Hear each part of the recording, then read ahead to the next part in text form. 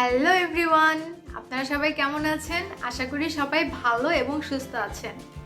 আবারও আমি চলে এলাম দ্যাট ড্রিমি কাপলের পক্ষ থেকে আজকে খুব সহজ একটি রেসিপি নিয়ে। আজকে আমি আপনাদেরকে আলু ভাজি করে দেখাবো।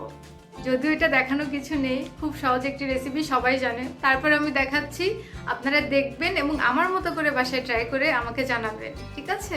সো চলুন, চলে এলাম আলু ভাজির উপকরণগুলি নিয়ে। এখানে আমি আলুগুলো ঝিরিঝিরি করে কেটে নিয়েছি। আপনারাও যতটা সম্ভব আলুগুলো ঝিরিঝিরি করে কেটে নেবেন। যতটা ঝিরিঝিরি হবে আলু কাটা, আলু ভাজিটা খেতে তত ভালো লাগবে।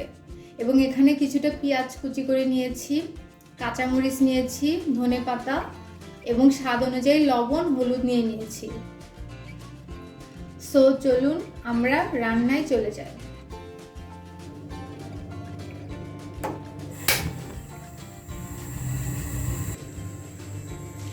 আমি ফ্রাই প্যানটি গরম করে নিয়েছি। এখন এতে আমি পরিমাণ মতো সয়াবিন তেল দিয়ে দিব।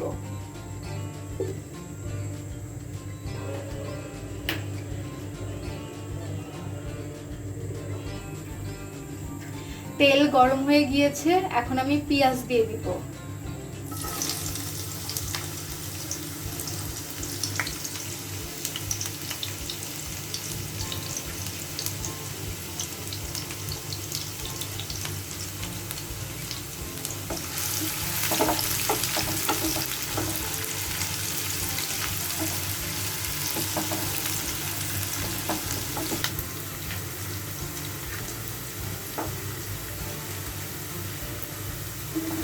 পেঁয়াজ ভাজার এ পর্যায়ে এখন আমি কাঁচামরিচগুলো দিয়ে দিব।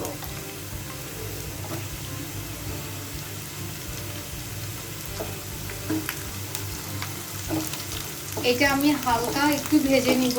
তারপর আমি ঝিরি করে কাটা আলুগুলো এর ভিতরে দিয়ে দিব। পেঁয়াজ ভাজার এ পর্যায়ে আমি ঝিরি করে কেটে রাখা আলুগুলো দিয়ে দিচ্ছি।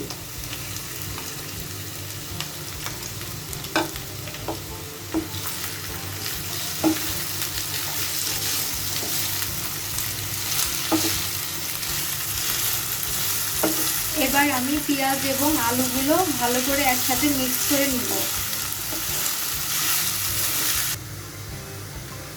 এখন আমি স্বাদ অনুযায়ী লবণ এবং পরিমাণ মতো হলুদ দিয়ে দেব।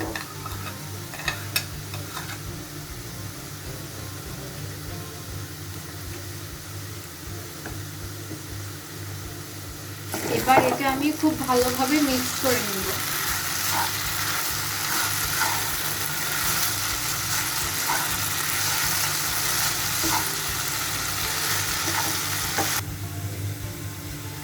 আলু ভাজার এই পর্যায়ে আমি কিছুটা জিরা অ্যাড করে দিচ্ছি।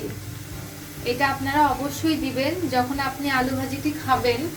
এই জিরার দানাটা যখন আপনার মুখে পড়বে তখন খুব ভালো একটা টেস্ট আসবে।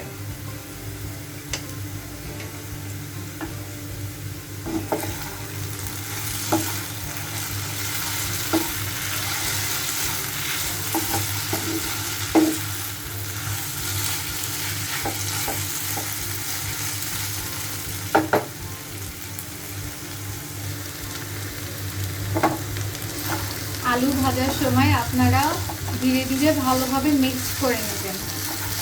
এবং যারা আমাদের মধ্যে একটু ঝাল খেতে পছন্দ করেন তারা অবশ্যই মরিচগুলো একটু খুন্তি দিয়ে ডলে ডলে নেবেন, তাহলে এটি আর ঝাল ঝাল হবে।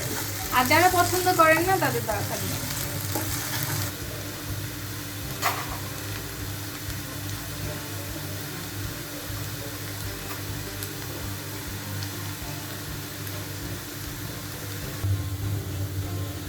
আলু ভাজি মোটামুটি ডান।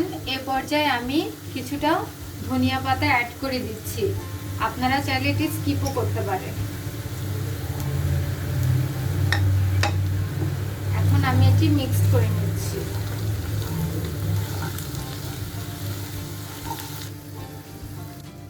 রেডি হয়ে গিয়েছে আলু ভাজি। এখন আমি এটি সার্ভ করে দেব। দেখলেন তো কত সহজে এবং কত তাড়াতাড়ি আমাদের আলু ভাজিটি রান্না হয়ে গেল। খুব সহজে এবং অল্প সময়ে এটি আপনারা তৈরি করে ভাত বা রুটির সাথে পরিবেশন করতে পারেন। আশা করি ভালো লাগবে। ধন্যবাদ।